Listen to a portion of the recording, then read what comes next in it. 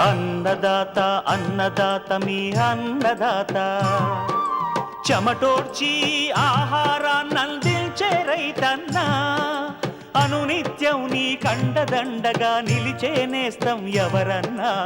అన్నదాత అన్నదాత మీ అన్నదాత.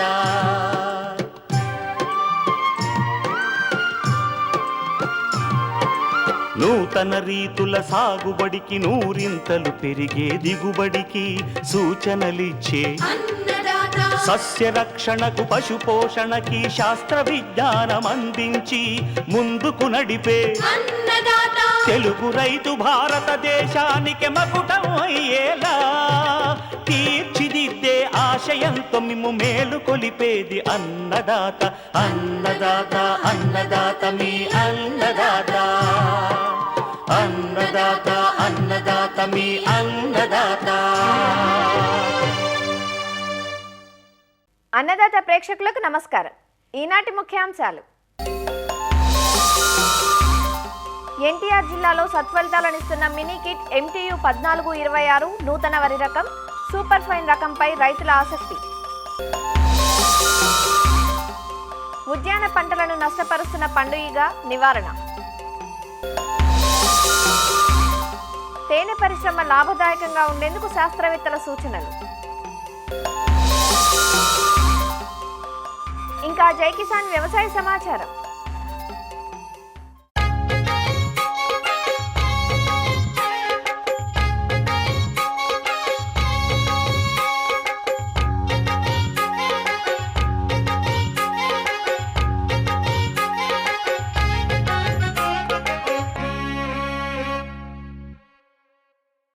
వరిలో ఎన్నో రకాలు అందుబాటులోకి వచ్చినా అతి కొద్ది రకాలపైనే రైతులు ఆసక్తి చూపుతుంటారు.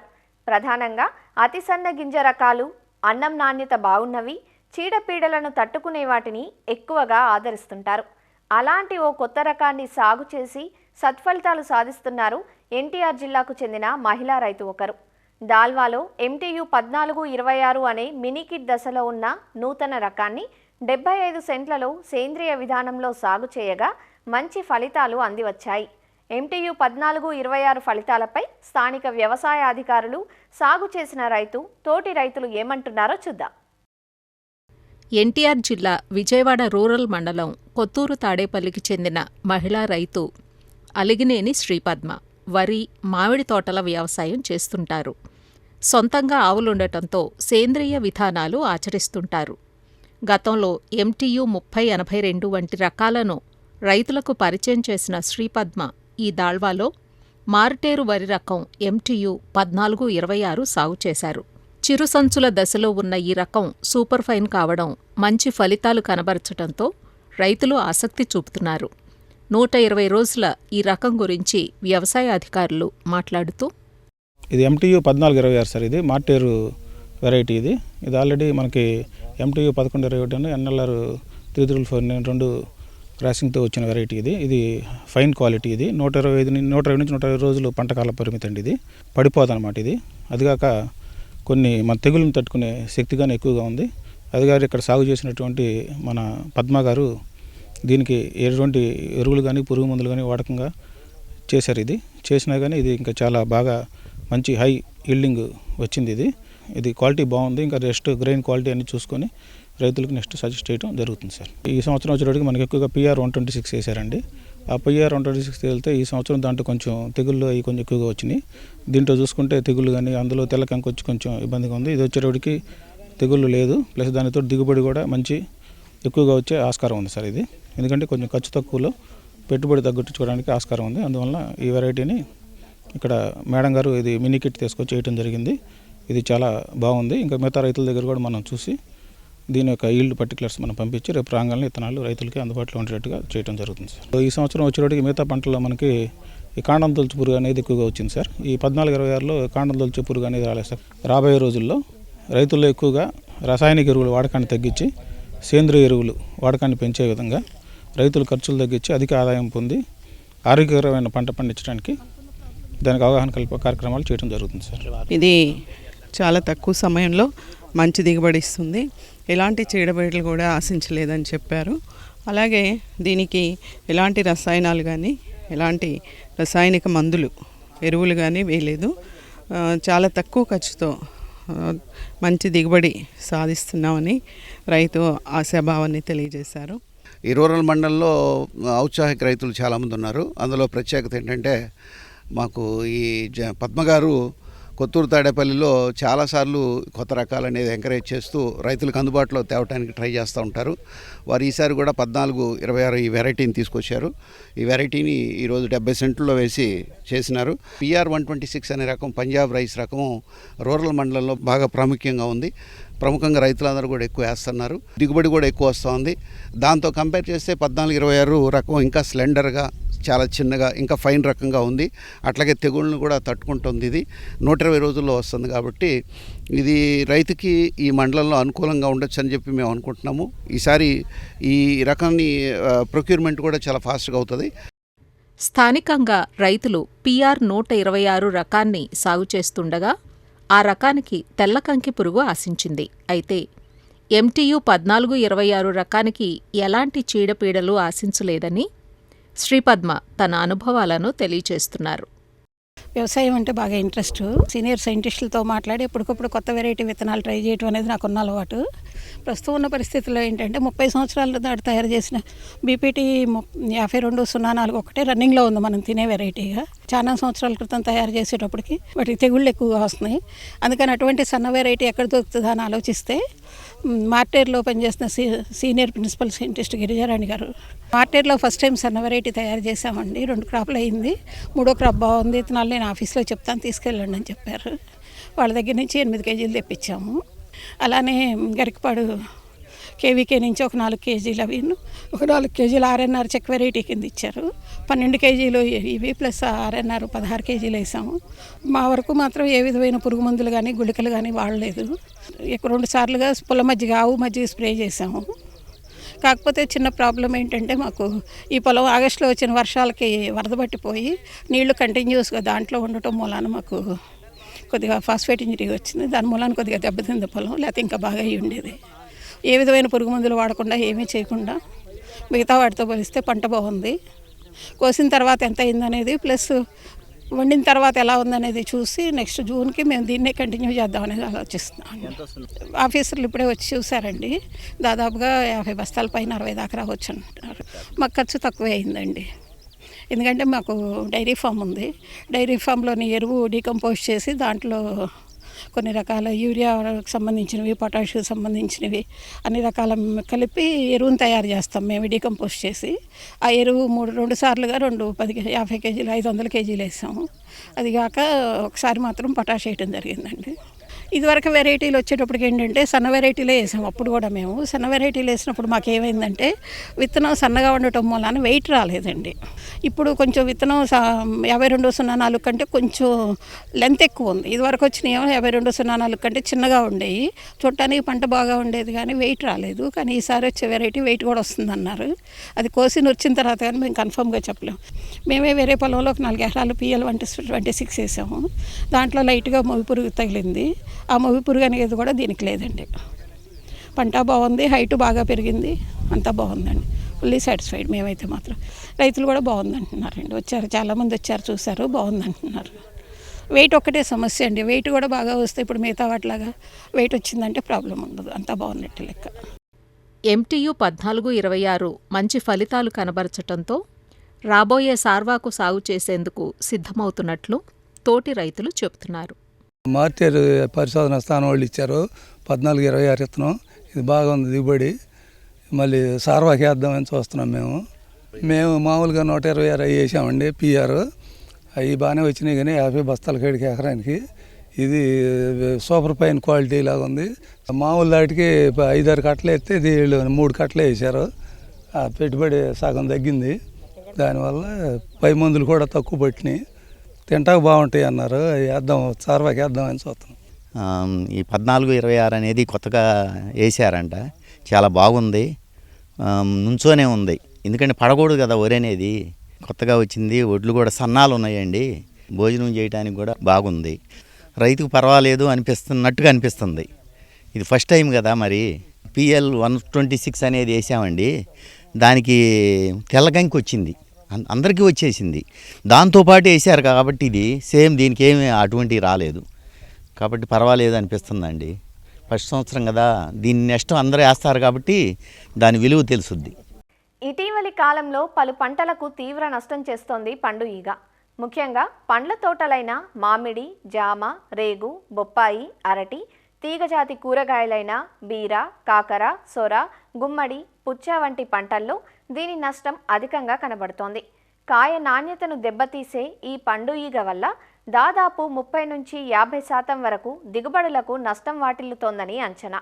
కాయలు పెరగకుండానే పండిపోతూ లోన బియ్యపు గింజ లాంటి పురుగులుంటే అది పండు ఈగ నష్టంగా గుర్తించాలి.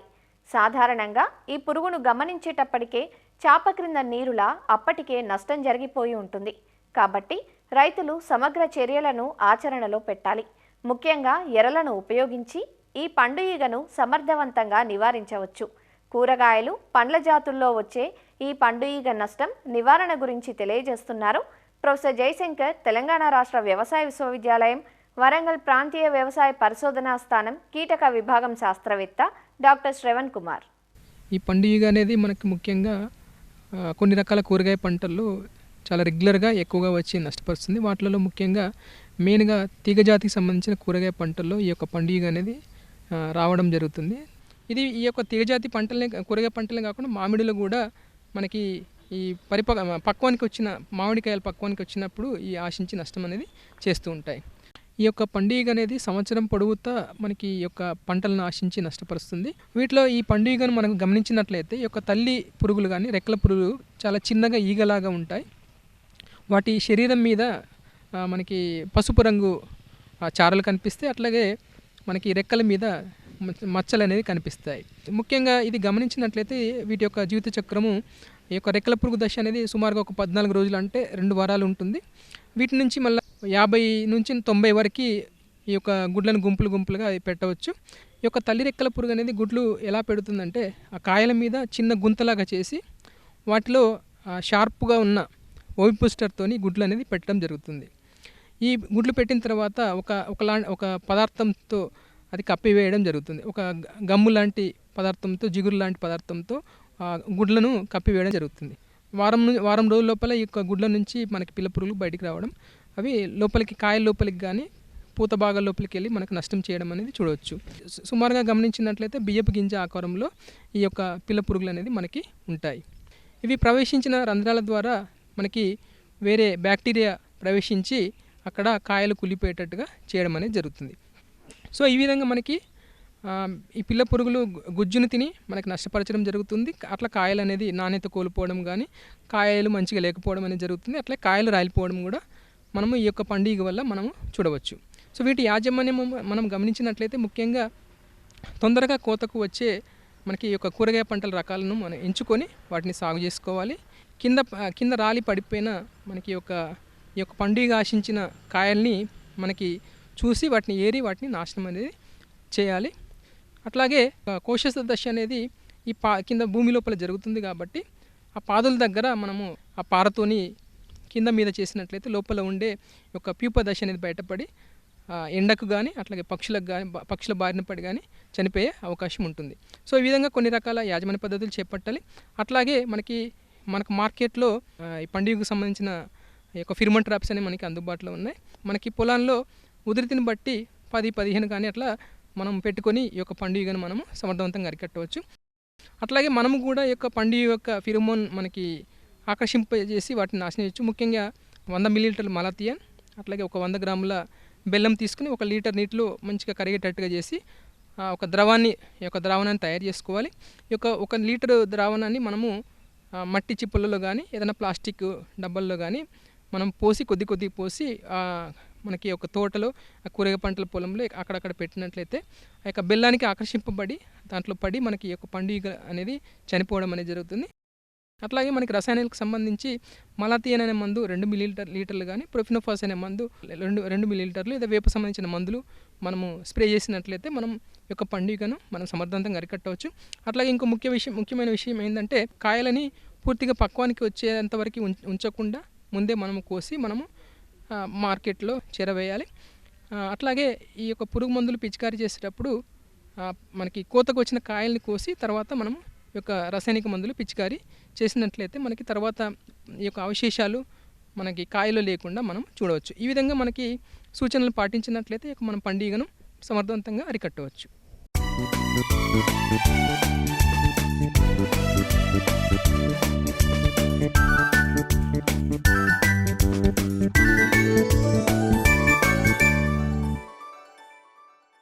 ప్రకృతిలోని అమూల్యమైన వనరులలో తీయని తేనెను ప్రసాదించే తేనెటీగలను మానవజాతి పాలిట వరప్రసాదంగా చెప్పుకోవచ్చు. ఇటీవల తేనెకు పెరుగుతున్న గిరాకీతో తేనె పరిశ్రమ అనేక మందికి ఉపాధి మార్గంగా ఆవిర్భవిస్తోంది. తేనెటీగలు వివిధ పంటల్లో పరపరాగ సంపర్కానికి తోడ్పడి రైతులు అధిక దిగుబడులు సాధించేందుకు పరోక్షంగానూ తేనె ఉత్పత్తికి ప్రత్యక్షంగానూ దోహదపడతాయి. ప్రధానంగా తేనెటీగల నుంచి తేనె మాత్రమే కాదు, మైనం, పుప్పొడి, రాజాహారం, ప్రొపలిన్ వంటి ఉప ఉత్పత్తులు కూడా లభ్యమవుతాయి. పంటలతో పాటు రైతులు అనుబంధంగా కొన్ని తేనె పెట్టెలు కూడా పెట్టుకొని అదనపు ఆదాయాన్ని ఆర్జించే అవకాశం ఉంటుంది. ఇటీవలి కాలంలో మిద్దె సాగు విస్తృతం అవటంతో మిద్దెలు, బాల్కనీలకు సైతం ప్రత్యేక రకమైన తేనెటీగలతో పెంపకాన్ని చేపట్టవచ్చంటున్నారు శాస్త్రవేత్తలు. తేనెటీగల్లో అనేక రకాలున్నప్పటికీ పెంపకానికి కొన్ని రకాలు మాత్రమే అనువుగా ఉంటాయంటూ వివరాలు తెలియజేస్తున్నారు ఆచార్య ఎన్జీ రంగా వ్యవసాయ విశ్వవిద్యాలయం ఉండి కృషి విజ్ఞాన కేంద్రం program coordinator doctor N Mallikarjuna Rao. వ్యవసాయ అనుబంధ రంగాల్లో తేనెటీగల పెంపకం కూడా ఒక లాభదాయకమైన పరిశ్రమ. అయితే ఈ తేనెటీగల గురించి కనుక చెప్పాలంటే ఒక తేనె నుంచి ఒక తేనె ఒకటే కాకుండా తేనెటీగల పరిశ్రమ వలన మనకి వివిధ పంటల్లో కూడా మనకి పరపరాగ సంపర్కం చేయడం వల్ల కూడా పంటల దిగుబడి కూడా బాగా పెరుగుతుంది అనేది విషయం అందరికీ తెలిసిన విషయమే. అయితే సాధారణంగా తేనెటీగలు రకరకాలు ఎపిస్ మెల్లిఫెరా అనే జాతులు కానీ, అంటే ఐరోపా జాతులు కానీ, అలాగే ఎపిస్ సెరానా ఇండికా అంటే మన పుట్ట తేనెటీగలు అంటారు, ఇది దేశవాళీ తేనెటీగలు అంటారు. అలాంటి వాటిని కూడా పెంచి కొంత ఆదాయం సాధిస్తున్నారు. అంతేకాకుండా కొంతమంది డైరెక్ట్గా మన ఫారెస్ట్ నుంచి కూడా రాక్ బీ కానీ, అలాగే మనం లిటిల్ బీ అంటారు చిన్న తేనెటీగలు, వాటి నుంచి కూడా తేనెని సేకరించి కూడా మార్కెటింగ్ చేసి కొంత ఆదాయాన్ని సంపాదిస్తున్నారు. అంటే సాధారణంగా తేనెటీగలు మనుషులను కుడతాయి. ఇవి కుట్టని తేనెటీగ, కొండలేని తేనెటీగ అనేది కూడా ఒకటి ఉంది. దీన్ని స్టింగ్లెస్ బీస్ అంటారు ఇంగ్లీష్లో. దీన్ని పెంచడాన్ని మెలిపోనీ కల్చర్ అంటారు. ఇది కూడా ఒక రకమైన తేనెటీగలు. ఇవి చాలా చిన్న సైజు ఉంటాయి. ఇవి దానికి స్టింగ్ ఉండదు కాబట్టి సులభంగా వీటిని పెంచడానికి కూడా అవకాశం ఉంటుంది. అయితే ఈ తేనెటీగలు అనేవి జనరల్గా తొర్రల్లోనూ అలాగే మట్టి గోడల్లోనూ వాటిలో కూడా ఇవి పెడతాయి. ఇవి దీని నుంచి వచ్చే తేనె అనేది చాలా ఎక్కువ కూడా మెడిసినల్ వాల్యూ ఎక్కువ ఉంటుంది. దీనికి కూడా అనేక రకాల మనకి డిసీజెస్ని కంట్రోల్ చేయడానికి కూడా ఈ తేనె వాడతారు. ముఖ్యంగా మనకి విశాఖ జిల్లా అక్కడ కూడా అరకు ప్రాంతంలో కూడా మనకి కొండజాతి ప్రజలు కూడా వాళ్ళు ప్రతి ఇంటి ముందు కూడా దీన్ని తేనెటీగల్ని ఒక సొరకాయల్లోనూ అట్లాగే ఒక చెక్క పెట్టెల్లో కానీ ఒక వెదురు గొట్టాల్లో కూడా ఈ తేనెటీగల్ని ఇంటి ముందు కూడా పెంచుకొని జ్వరం లాంటివి కనుక వచ్చినప్పుడు కూడా ఆ తేనెని వాడడం కానీ అలాగ చేసి కొన్ని వ్యాధుల నివారణకు కూడా వీటిని కూడా ఉపయోగించుకోండి. అయితే ఈ స్టింగ్లెస్ బీస్ అవి ఉపయోగాలు కనుక చూసినట్లయితే దీని నుంచి వచ్చే తేనె మాత్రం చాలా తక్కువ క్వాంటిటీయే వస్తుంది. సంవత్సరానికి సుమారు 1 కేజీ నుంచి 1.5 కేజీ మాత్రమే తేనె వచ్చే అవకాశం ఉంది. అంటే మనకు ఎక్కువగా ఆ పూలు ఉన్న తోటలు కానీ అందుబాటులో కనుక ఉంటే ఎక్కువ కూడా తేనె వచ్చే అవకాశం కూడా ఉంది.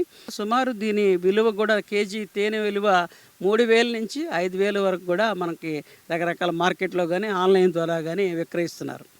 వీటిని హ్యాండిల్ చేయడం చాలా ఈజీగా ఉంటుంది. ముఖ్యంగా టెర్రస్ గార్డెన్లో కూడా ఈ మధ్యకాలంలో ఎక్కువగా వీటిని తీసుకెళ్ళి పోలినేషన్ కోసం ఉపయోగిస్తున్నారు. అంతే ఒక తేనె కోసం కూడా చాలామంది మన మిద్దె తోటల పెంపకదారులకు కూడా ఈ తేనెటీగల పెట్టెల కోసం కూడా కేవీకేని కూడా మనకు అడుగుతూ ఉన్నారు. కుట్టని తేనెటీగల్ని మనము చెక్క పెట్టెల్లో కూడా పెట్టవచ్చు. అంతేకాకుండా కొన్ని సపరేటు ప్లాస్టిక్ కంటైనర్స్ కూడా మనకి కేరళ నుంచి కూడా అందుబాటులో ఉన్నాయి.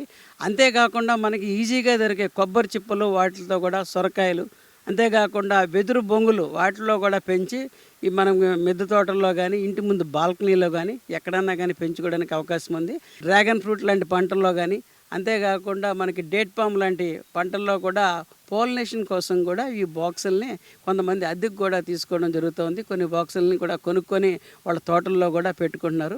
ఏజెన్సీ ఏరియాల్లో మనకి న్యాచురల్గానే ఈ తేనెటీగల యొక్క కాలనీస్ అనేది మనకి దొరుకుతాయి కాబట్టి కొంత శిక్షణా కార్యక్రమాలని కేవీకేల ద్వారా కానీ ఇతర సంస్థల ద్వారా కానీ వీటి మీద కూడా కొద్దిగా ట్రైనింగ్ తీసుకొని చాలామంది కూడా ఈ కుట్టని తేనెటీగల పెంపకాన్ని చేపట్టి వాటి ద్వారా వచ్చే తేనెను కనుక అమ్మినట్లయితే మనకు పెద్ద మొత్తంలో కూడా మనం ఎక్కువ ఆదాయం వస్తుంది. ఈ మామూలు తేనెటీగలతో పాటు ఈ టెర్రస్ గార్డెన్ వాళ్ళకి అలాగే కాలనీ సప్లై చేయడము తర్వాత తేనెని అమ్మడం ద్వారా కూడా మనము ఆదాయాన్ని పొందడానికి కూడా అవకాశం ఉంటుంది.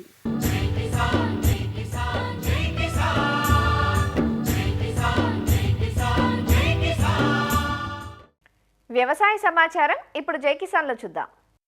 గుంటూరు మిర్చి యార్డులో ఎండుమిర్చిని తీసుకొచ్చే ఖాళీ గోతాల ధరను పెంచారు. ప్రస్తుతం ఖాళీ గోతానికి 25 రూపాయలు చెల్లిస్తుండగా దాన్ని 40 రూపాయలకు పెంచుతూ మార్కెట్ కమిటీ పాలకవర్గం నిర్ణయించింది. ఆంధ్రప్రదేశ్తో పాటు తెలంగాణ, కర్ణాటక రాష్ట్రాల నుంచి ఏటా 2 కోట్ల బస్తాల వరకు మిర్చిని రైతులు గుంటూరు మిర్చి యార్డుకు తరలిస్తారు. సుమారు 40 నుంచి 45 కేజీల తూకం ఉండేలా గోతాల్లో మిరపకాయలను నింపుకొని అమ్మకానికి తీసుకొస్తారు. ప్రస్తుతం ఈ గోతం ధర బహిరంగ మార్కెట్లో 60 నుంచి 80 రూపాయల వరకు పలుకుతోంది. వాస్తవ ధరకు అనుగుణంగా ఖాళీ గోతానికి సరైన ధరలు చెల్లించాలని రైతులు చాలా కాలంగా డిమాండ్ చేస్తున్నారు. అయినా 10 సంవత్సరాలుగా గోతానికి 25 రూపాయలు మాత్రమే చెల్లిస్తున్నారు. గోతం ధరను పెంచాలని కోరుతూ ఈ ఏడాది కూడా రైతుల నుంచి పెద్ద ఎత్తున డిమాండ్ వచ్చింది. ఈ మేరకు పాలకవర్గం మిర్చి వ్యాపారులతో చర్చించి ఖాళీ గోతం ధరను 40 రూపాయలకు పెంచారు. పెరిగిన ధరలను తక్షణమే రైతులకు ఇవ్వాలని, దీనిపై యార్డులో విస్తృత ప్రచారం కల్పిస్తున్నామని యార్డు చైర్మన్ కుర్రా అప్పారావు తెలియజేశారు. మిర్చి బస్తా రేట్ని 25 రూపాయల నుంచి 40 రూపాయలకు పెంచడం జరిగింది.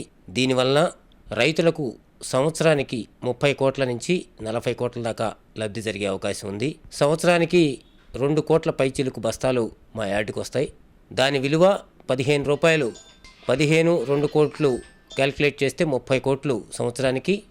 ఆ పైచిలుకు సుమారు అప్ టు యావరేజ్న 30 నుంచి 40 కోట్ల దాకా రైతులకు లబ్ధి జరిగే అవకాశం ఉంది. గత 10 సంవత్సరాల పైనుంచి ఈ రేటు పెంచమని రైతులు వేడుకుంటా ఉన్నారు. 45 కేజీల లోపు వెయిట్ ఉన్నటువంటి బస్తాకు కేజీ వెయిట్ ఉంటుంది. ఆ కేజీ తీసేసి రైతుకి 40 రూపాయలు ఇస్తాడు వ్యాపారస్తుడు. ప్రచారం రైతులందరికీ యాడ్లో స్క్రీన్స్లో డిస్ప్లే చేయడం జరుగుతుంది.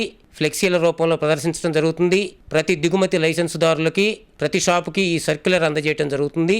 ప్రతి రైతుకి మైక్లో ప్రతిరోజు గంటకి 2 సార్లు అనౌన్స్ చేయడం జరుగుతుంది.